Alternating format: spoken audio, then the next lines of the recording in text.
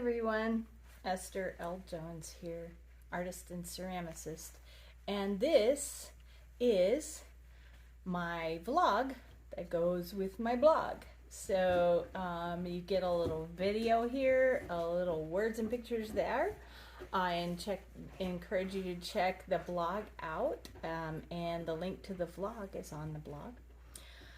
So today we are going to talk about honing artist skills, and I thought it would be fun while I talked about that and gave you a studio update and the announcements to go ahead and be working on my project.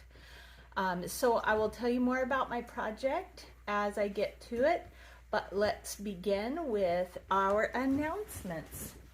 So our announcements for this week are that the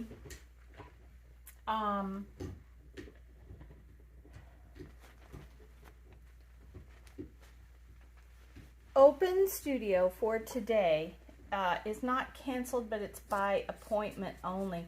My understanding is that there is to be some high winds and stormy weather this afternoon. So if you do want to come by, that's great. Or if you want to contact me, and let's try to get in some online reporting of my pieces and shopping, some online shopping, that's great. Just let me know. I'm happy to do that. But I didn't want to put my stuff outside. So there's that. And then also the next Arty Party is on November 26th, which I believe is Black Friday weekend. And do I want this red? The Saturday night. And at 6:30 as usual, and it'll be the last one before Christmas. So that's if you want to save money, I mean, that's the thing, right? Because they're not as cheap even on my website as they are during the Arty Party. You give up your time to be there at the Arty Party. Dropped a pastel. And I believe that you deserve a break for that. So if you show up at that, I'm going to give you a significant discount on the price. So that being said, let's see. Also, my commission, my orders for the Christmas season for gift giving are filling up, and they're almost full. So if you want to get in on that, if there's something specific you want, it might be good to go ahead and contact me for your orders. One thing that I think is going to be popular for gifts this year, I've already got orders for 3 of them. Let me grab a finished one and one that's in process. Are these herb strippers. Now, I don't really like that name. I would like to call them herb harvest bowls, right? How do they work? See those holes right there? You put the stem of your stem of herbs through whichever hole fits the stem best, and then you pull it, and it pulls all the leaves from the herb off and puts them in the bowl. It's really handy, and they're just darn cute. Anyway, so here's one that's finished. It's already sold. So I have 4 more in process. So if you want one, holler at me. This one, I don't know if you can see, but it has a honeybee sort of theme. And yeah, so I'm looking forward to firing that. And let's see. I have a couple of floral themed ones that are really nice. Let's talk about this week in the studio. Last week at this time, we were talking about the magical freaking unicorn, and she was headed for the Dallas area to Frisco, Texas to see her daughter. I think I'm going to go ahead and put this color down, even though this frame is going to be a different color. That will harmonize everything. All right, and I should show you the picture that I'm working on. Hopefully you can see that. One of the funnest things that we did together was carve pumpkins. We went shopping for pumpkins on Saturday morning, and then her husband's family, some of her husband's family came over that evening, and we had hors d'oeuvres and wine, and then we carved pumpkins, and I carved a Snoopy, and I'll put some of the pictures up in the video for you of the finished pumpkins. It was super fun, and our pumpkins all turned out fabulously wonderful. I got busy, and Thursdays is my travel teaching day, so I go teach music out in the community, and I drive to several of my students. And when I left, I was having such a good time, I ended up leaving a couple of slabs out in the, let's see, this stem, there's like a stem that goes up and it doesn't have any blooms on it. And then there's a stem, or maybe the blooms are just behind. I don't know. But I also realized while I was away that my painting chops are not up to par. And that's just because I've been spending a lot of time with clay. And that's fine. I didn't mind doing that. But I wasn't satisfied with my skill level. I knew my skill level had been better, and it wasn't as good. So I was not making paintings that make me happy. But back in the day, whenever I first began, back around 2014, 2015, I was listening to some teachers and reading all the articles that I could about the process of becoming an artist and how to make art. And one of the articles, or maybe one of the teachers, I'm not sure, it probably came from a lot of different places, because this is a well-known piece of information among artists. The more paintings you finish, the faster you build your skills and abilities. And so I actually spent one of my very first years with pastel just painting teeny tiny little business card size paintings. And I set myself the goal of doing one a week. Now that doesn't sound like very much because the paintings were so small.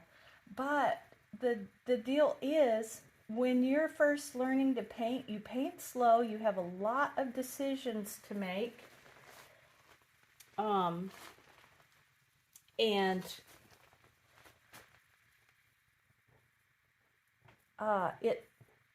it's, you have to correct and correct and correct, so it takes a long time.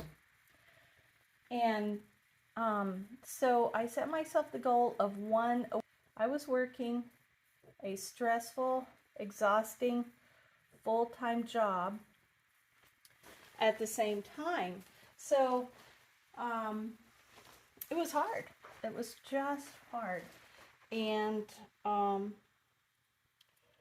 I want to take this green, I think. Nope, that's not the right one. Maybe this green.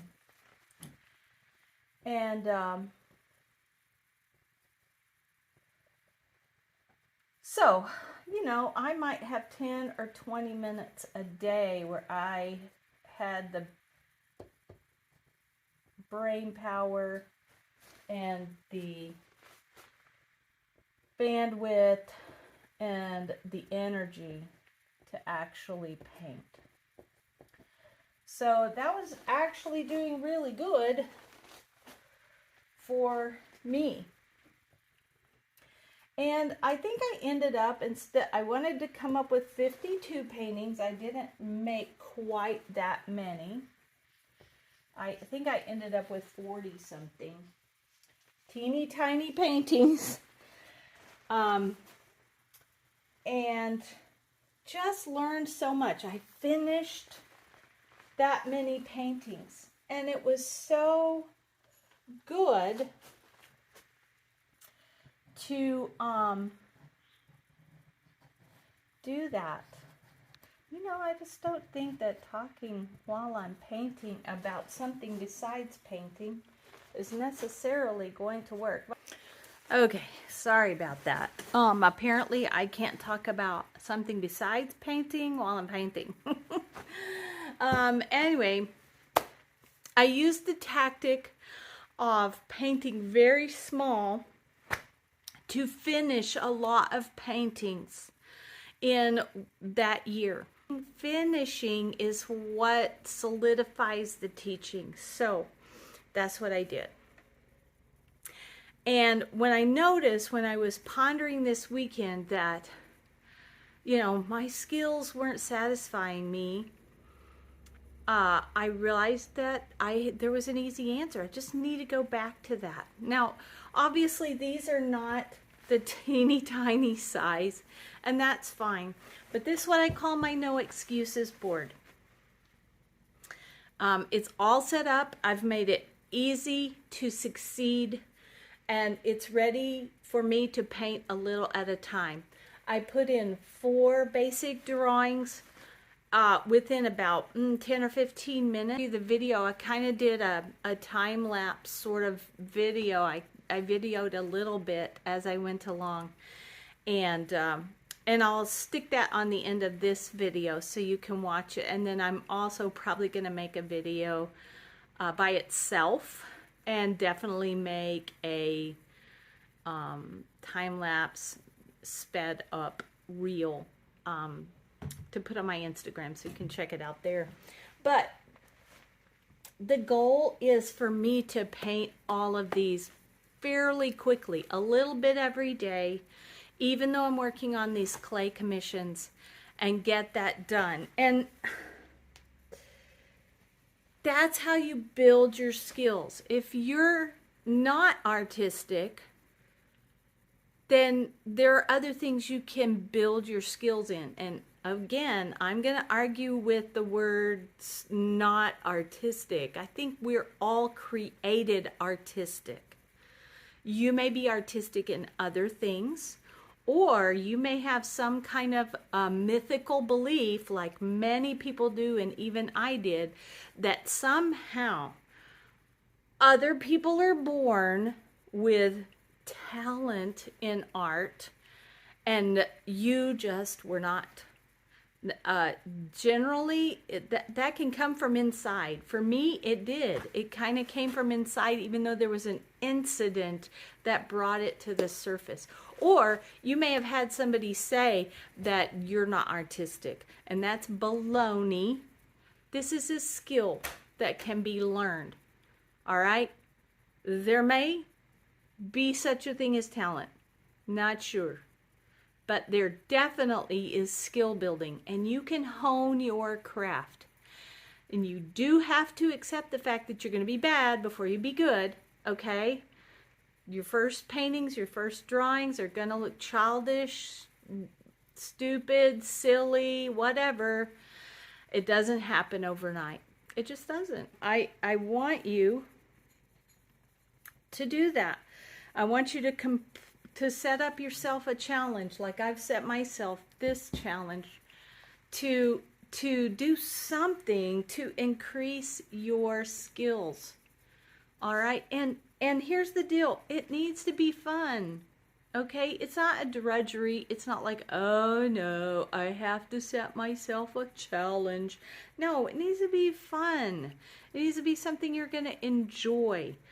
Set yourself up for success. Okay?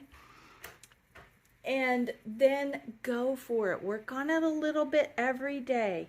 This is called my no excuses board, because I can walk over and put a stroke or two on no matter how busy I am. All right? I can take a minute and rest my brain from all the other cares and concerns in my life by coming over here and putting a few strokes on. It can be just a little here and a little there, a little break here, a little break there, and you'll still be building your skills. It's called practice, and it's what I ask all of my music students to do. You cannot get better. I can teach you a song to play, but if you don't practice it, it's still going to be as clunky and rotten the 12th day as it is the first day, the 12th month as it is the first day, if you don't spend time with it. And why not?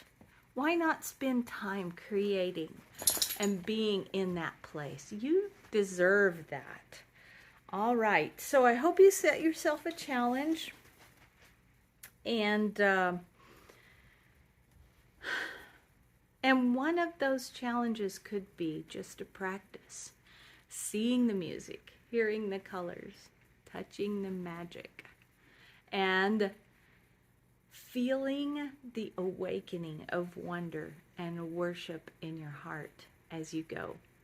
So I hope that you do that. I hope you enjoyed this video. Check out my Instagram, check out my blog.